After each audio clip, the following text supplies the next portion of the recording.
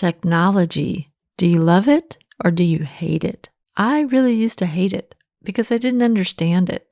But as a podcaster and as a filmmaker, I had to learn it. Now, my questions about tech really are more about how is it shaping us as a society. So I listened to the podcast Crossed Wires. Crossed Wires is hosted by Jay Bloom and James Billsborough.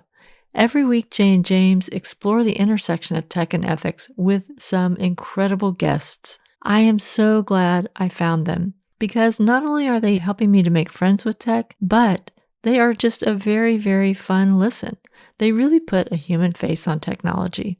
I'll put their trailer at the end of this episode. In the meantime, you can find Crosswires on crosswires.net and on any podcasting app.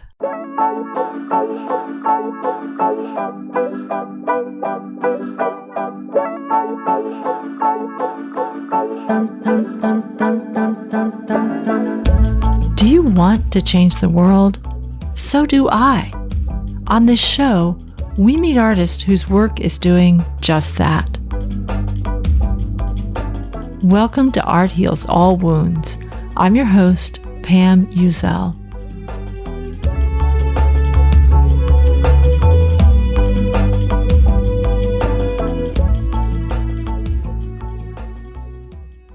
This week is the final episode in my series focusing on female artists for Women's History Month. The artist I'll be speaking with today also happens to be the first in the next series of artists that I call cultural evolutionaries. These are artists whose work, formed within the culture of their communities, convey the traditions they were raised with.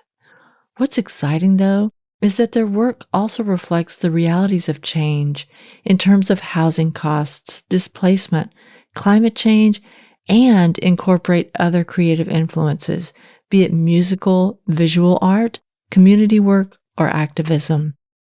When I first began thinking about this miniseries, this week's guest was the first artist to pop into my mind. Cecilia Cassandra Peña-Govea was born in San Francisco's Bernal Heights, a magical neighborhood, in my opinion, that overlooks the Mission District, which is historically one of the most notable centers of the city's Chicano-Mexican-American community. Growing up playing in her family's conjunto, or band, Cecilia Peña-Govea learned and performed the traditional music that was part of the culture of the large Latinx community in the Mission and beyond. In 2018, she began writing music and performing as La Doña. Que me des tu corazón, que lo como chile, sal y limón. Que me des tu corazón, que lo como chile, sal y limón. The musical traditions of her roots are still audible in her music, but she's expanded it as a response to the significant changes that have occurred in her lifetime, both the good and the bad. Playing what she calls Femmeton, La Doña has created music to meet the moment. She writes and performs songs about love, sex, gentrification, and the radical joys of being a queer brown woman in the Bay Area, all while holding close her beloved community.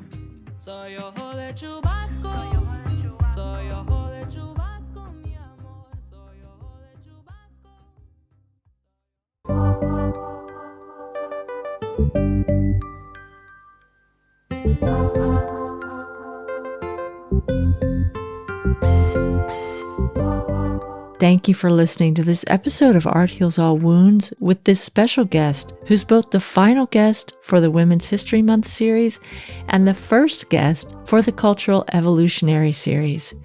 If you like what you're hearing on this podcast, be sure to follow us on your favorite listening app and share the show with a friend who you think would also enjoy hearing the incredible stories behind the artists featured on this show.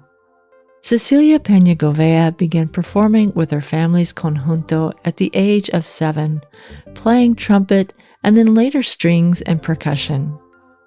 As a multi-instrumentalist and vocalist, Peña-Govea's musical abilities go beyond traditional Latin folk music, knowledge she puts to good use as an educator in the Bay Area.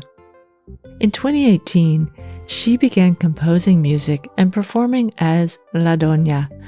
Her musical style, which she calls Femmeton, combines her deep roots of corridos and rumba with the modern sounds of reggaeton, cumbia, and hip-hop. La Doña's music is the much-needed response to the multiple challenges facing both her community and her generation, as well as a celebration of her musical roots. I'm so glad to welcome her to the show. Hi, La Doña. Thank you so much for being on Art Heals All Wounds. Can you introduce yourself by telling us who you are and what you do? Yeah, definitely. Thank you for having me. My name is La Doña, aka, or I should say, Cecilia Peña-Govea, aka La Doña. Sometimes I don't know which takes precedent in which spaces. I'm a musician and educator out here in the San Francisco Bay Area, and I work across San Francisco and Oakland in public schools and perform all over the world as La Doña. You have a really interesting, what's the right word? Not sound, but you play this style of music that you've called Femmeton. Is that pronounced correctly? Yeah. Can you say what that is? Yeah. So people are always asking me to kind of present my music with a catch-all term. And it was getting really hard because I play music across a lot of different types of genres. But one word I use to describe it is Femmeton, which is a more radical feminist and femme perspective on typical reggaeton that you might have heard from, the late 80s to now to present day. It's definitely using the same kind of basses and rhythms and Afro-Latinx, Afro-diasporic rhythms and basses, but with a very intentional femme perspective, which I think is missing and has been for a while. It's changing, the climate's changing a lot, but that typically is missing from popular reggaeton that we have access to. And I would love to ask just for a little more detail when you say a femme perspective, like what are some of the themes of your music that you get in there? I talk about different aspects of women's empowerment and trans-inclusivity and queerness, being a young woman of color. I do a lot of reimagining of kind of the pimp in the player story, right? So like thinking about women as agents of sexual pleasure and liberation. And it's difficult. And I feel like a lot of female all types of alternative otherized peoples usually are inclined to or asked to define themselves against other art forms. But I would say that it is in reaction to and in resistance of a lot of the more patriarchal or misogynistic messages that you get through mainstream reggaeton. Oh, that's so interesting. When did you start playing music? I started playing music when I was 7 years old with my family band, La Familia Peña-Govea. I grew up in San Francisco in Bernal Heights, and so I always played music with my family. My mom plays guitar and fiddle. My dad plays many instruments, mostly trumpet and accordion. My sister plays accordion and guitarrón, and I studied and played mostly trumpet and percussion. So yeah, played with the family band at a lot of different public spaces, parties, art openings, demonstrations, and joined a lot of different bands throughout my youth, my young years. And then I took a little break for a couple years, and I came back to music in about 2018. And that's when I started writing as La Doña, and I put out my first song, I believe, and the very end of 2018 or the very beginning of 2019. Right. And we don't have to dwell on this for too long, but you were going to have a very large tour starting in March 2020, which of course got derailed. And not to try and look too much of a silver lining, but I think you did sort of explode online, which is where everyone was at that time. So I'm grateful that I got to hear you, but that was such a big thing to go through, and you weren't going through it alone, but still I can imagine that was really disappointing for you. Yeah. I mean, it completely changed the entire industry. It halted the entire industry. Like all of my friends and community were all of a sudden without work and no sources of income. Everybody had to kind of pivot to creating in an online space and trying to offer what they could online, which feels like really, I don't know, kind of antithetical, or not antithetical to like activism and to whatever, having a socially and politically kind of aware discourse around your music and your art. But I mean, yeah, everyone was just online all of a sudden. The only opportunities for gigs you could get would be live streams. So I became an editor, an engineer, a producer. I kind of had to just kind of hit the ground running in a lot of ways to continue the project. I wasn't really sure if I wanted to do it, but I think that it helped me maintain focus just on something to have music. And also it really did clear out a lot of the extra noise, like especially industry noise that surrounds you as an emerging artist. And it helped me realize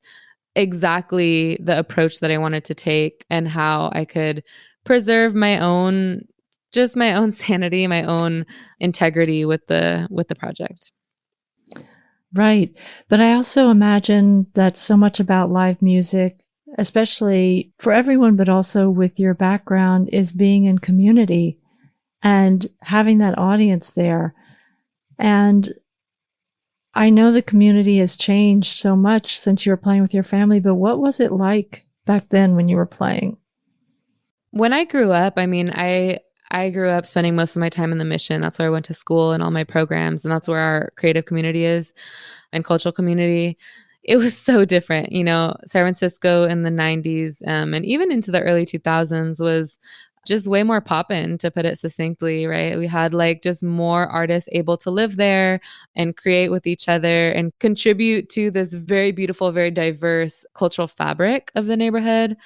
And obviously that was threatened and really kind of torn apart and shaken up in a lot of ways by gentrification, the different waves of gentrification that we've gone through. But I would say definitely my parents' generation of artists and creators who I learned from and who I really picked up on all of my kind of community mobilizing and community organizing skills. It was just functioning a little bit further outside of the confines of, you know, a post-gentrified city. But it was beautiful. It was a lot of Chicano pride, right? Coming on the helms of the Chicano movement and the Central American solidarity movements. It was about a queer Chicana awakening and a queer Latina awakening. There was a lot of gay and lesbian activism happening, you know, around Rhino Theater and throughout the Mission and throughout the Castro. And yeah, it was just very active. I think that one of the main things that I noticed actually is that the organizing was very grassroots and there was less, I mean, there's always going to be infighting with all orgs and nonprofits and everything. There are limited resources, but I feel like it was more community minded and that, I don't know, I think that now there's a lot of pressure on the solo artist and on the individual artist to kind of make it out of the city and kind of succeed in functioning outside of San Francisco and outside of their original community versus this more collective approach of an earlier generation. Oh, that's fascinating. So when you say that there's pressure, who are you feeling this pressure from? Or is it just a reality of how the community has changed? Well, I think it's a lot of things. I think it's a financial pressure, you know, like you can't necessarily afford, and I really push the limits by having a pretty robust band, but for a lot of people, it's financial pressure. You can't afford to hire a band. You literally can't source musicians from the area because people have been displaced. You don't have space to rent to rehearse. It's just a lot of financial pressure. But also I think that like there's a kind of even more than financial, there's a cultural vibe around the pop music industry that tells you that unless you're succeeding in LA or sometimes New York, but mostly in LA, then you're not really making it. So most of the artists that I know that are able to financially support themselves and do music full time as a career have left the Bay and don't live here anymore. You don't have to answer this if you don't want to, but is that something that you're eventually considering doing yourself, or are you going to continue to stay in the Bay? I'm not leaving the Bay. I'm here to stay. I'm sure that I'm going to have different experiences in different places, and I travel a lot. So I'm always back and forth from different major cities. But no, this is my home, and this is where I feel like my work is most useful, especially as an educator. I know how these kids are growing up. I know what conditions they're growing up under. I feel like this is where the biggest impact of mine can be made amongst the youth. Definitely open to traveling and continue to do music, but the Bay is my home, and I have, and I will continue to sacrifice exposure and success within the industry to be in a place where I'm near my friends and family and community, and where I feel healthy and happy. Well, I didn't even ask, what age group do you teach, and what do you teach? Yeah, I have a pretty wide range right now. I have first grade through 8th grade. Wow. Yeah. And what are you teaching them? So I teach for a couple of different programs. One of them is the SFUSD Mariachi program. So we're learning mariachi music. And I also teach for SF Jazz, where we do a survey of blues and jazz and pair it with a writing workshop, with poetry workshops. Oh, wow. That sounds incredible. Mm-hmm. Well, I, of course, have watched all your videos and I listen to your music.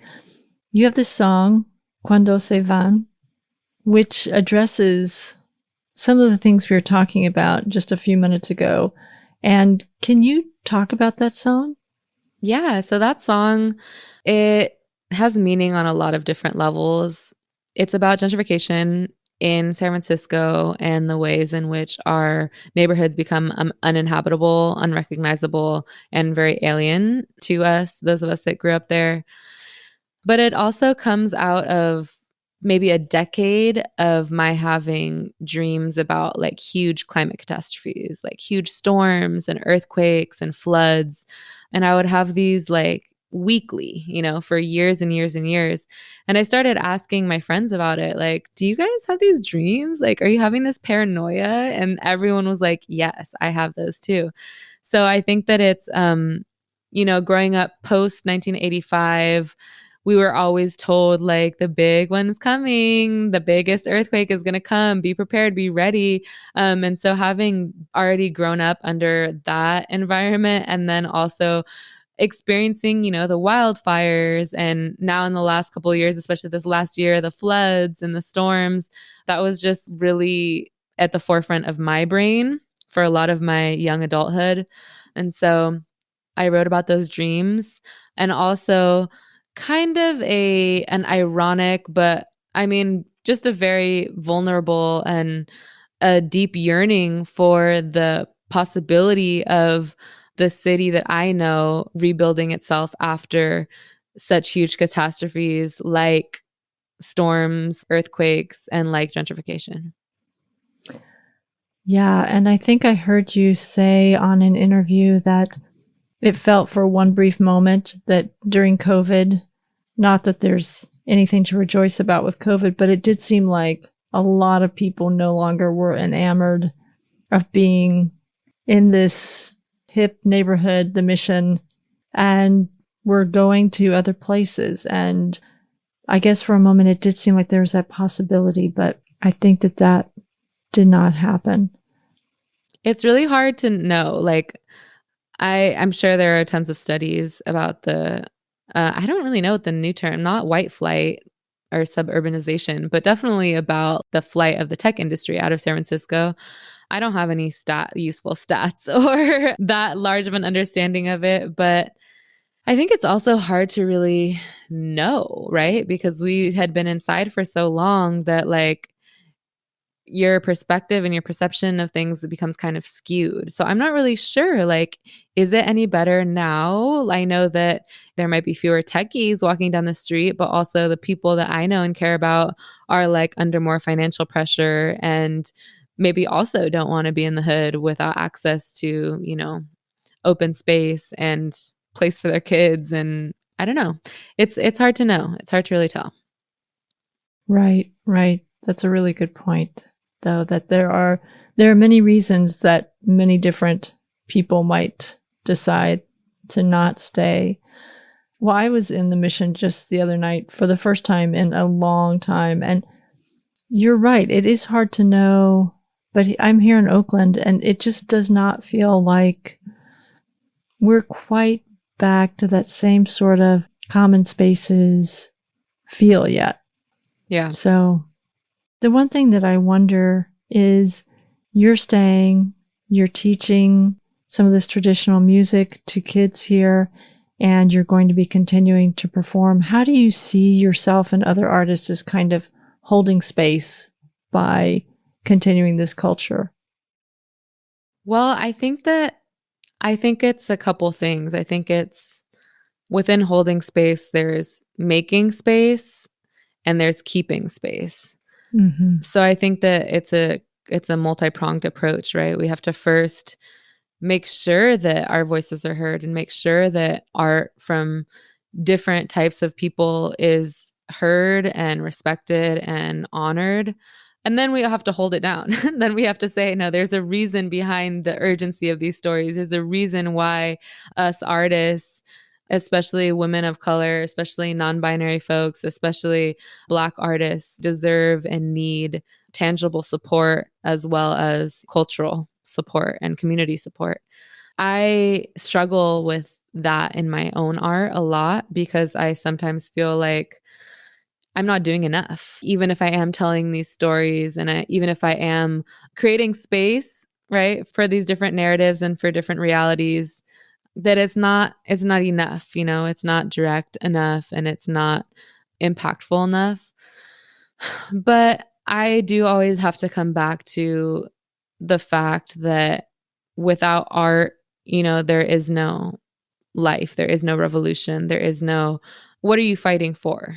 There has to be a reason that we're fighting for this better life, for this more inclusive future. And it's so that we can have access to and share beauty through art, music, dance, theater, all of these different modes of creation. That's what we're fighting for, is the ability to make that and share that. Right. And it's just interesting to me because you are blending so much of the traditional different types of music, but then the themes that you're following both in your music and then also your visual work are a very, very radical approach to this.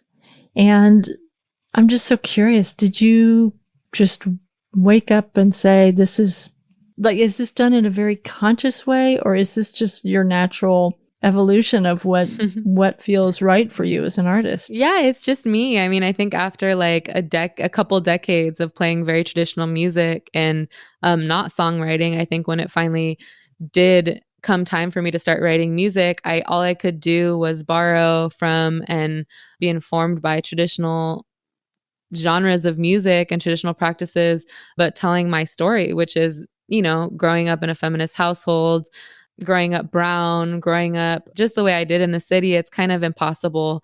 I wouldn't be able to write a traditional song, it's just, that's the reality. And that's the only way I can authentically make music.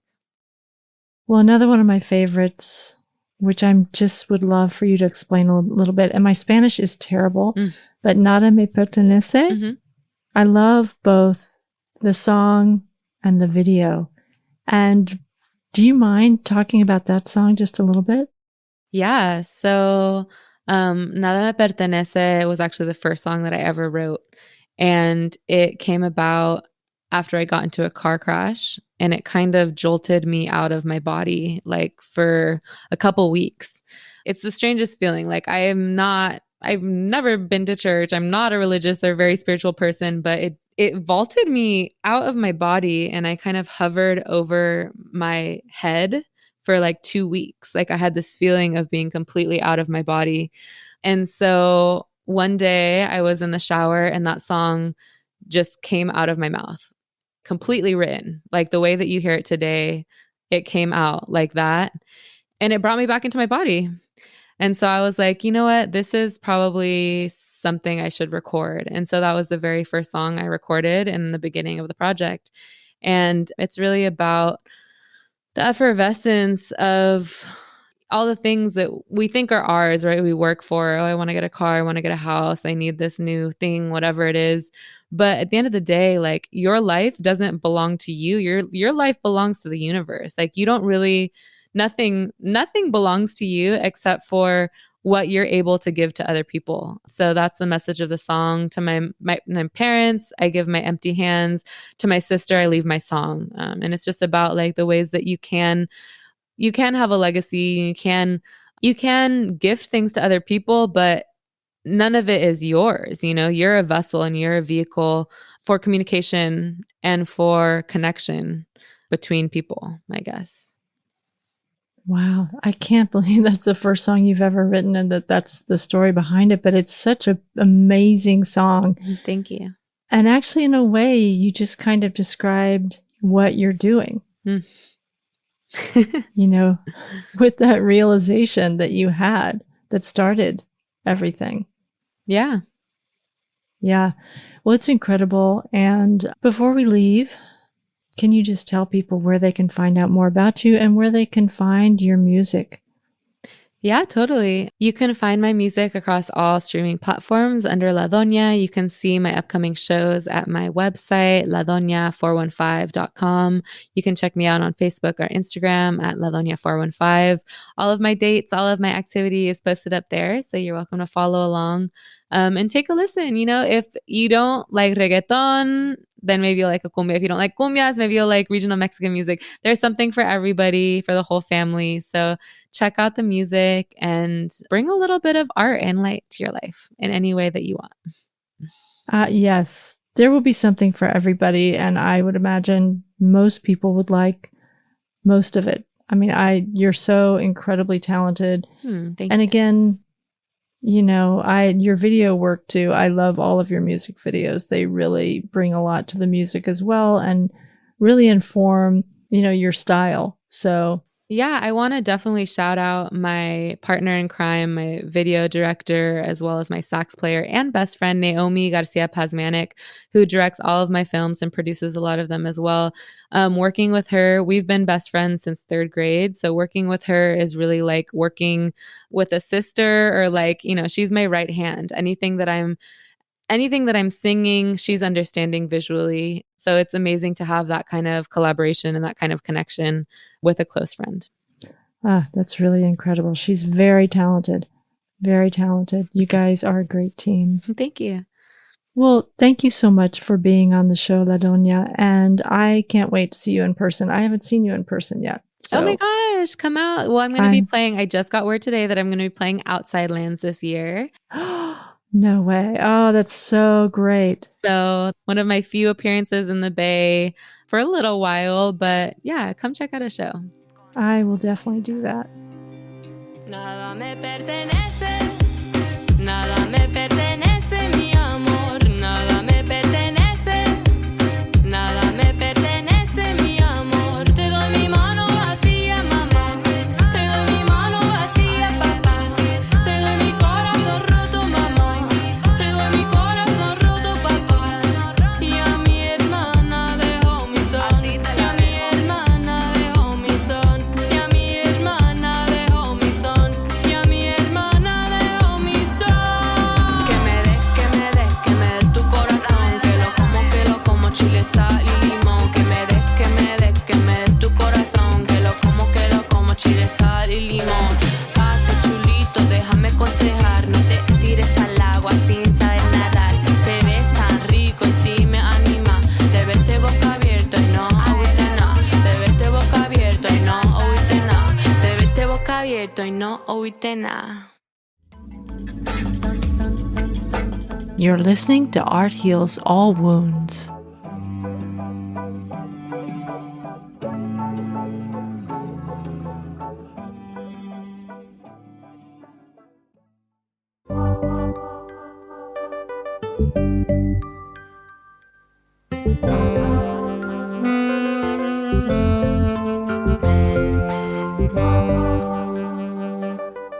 A huge thank you to La Doña for talking to me about the inspirations and meaning behind her music. If you're in the Bay Area, I hope you get a chance to see her at Outside Lands this year in August. but follow her on Instagram to see other dates that she adds, maybe somewhere near you. I'll put all of her info in the show notes. And of course, a big thank you to you for listening today. I'm really happy you're here. Follow Art Heals All Wounds on your favorite listening app, and remember, you can always reach me through my website, arthealsallwoundspodcast.com. The music you've heard in this podcast is by Quetzal and Lobo Loco. You also heard amazing music from our guest, La Doña, in this episode. This podcast was edited by Eva Hristova. As always, this show was recorded using Squadcast FM. Art Heals All Wounds comes to you from Oakland, California, on unceded territory of the Choqueño Ohlone people.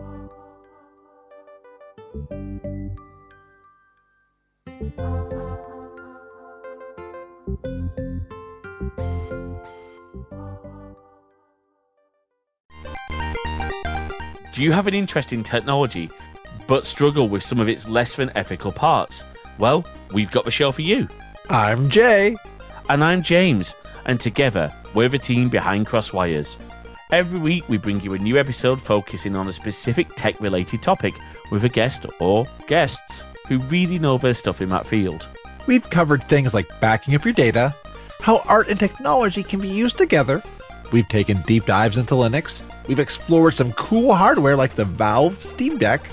And if you're a bit nostalgic for the tech of your youth, we've got you covered with episodes focusing on retro computing like the Amiga, the Atari ST, and even good old-fashioned computing magazines from the 90s.